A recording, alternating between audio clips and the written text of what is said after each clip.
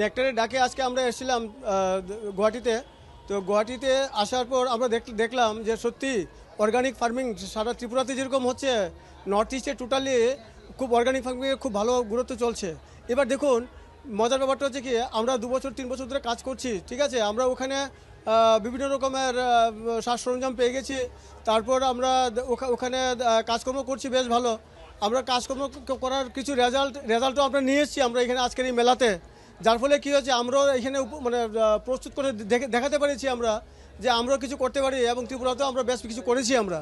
আর নেকটারের স্যারেরা আমাদেরকে যথেষ্ট পরিমাণে সাহায্য করেছেন, ঠিক আছে। আগামী দিনেও ওরা আমাদেরকে পাশে থাকবেন, সাহায্য করবেন, এই আমাদের বিশ্বাস। যেমন আমরা দেখুন, মানে আমি নিজে একটা MA পাস ছেলে, MA পাস করা শিক্ষিত ছেলে, ঠিক আছে।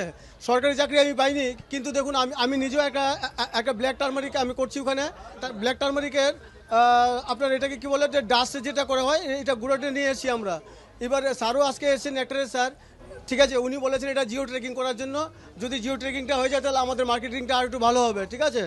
আমি আশা করব নেকটারকে যারা এখানে স্যাররা আছেন, হ্যাঁ, ওরা সবসময় আমাদের এইভাবে আমাদের পাশে থাকবেন, এবং আমাদের সারা সামগ্রিক ত্রিপুরার নেকটার একদিন ত্রিপুরাতে প্রতিষ্ঠিত হবে এবং ভালো কাজকর্ম করবে, এই আমার আশা এবং বিশ্বাস। সবাই ভালো থাকবেন আপনারা।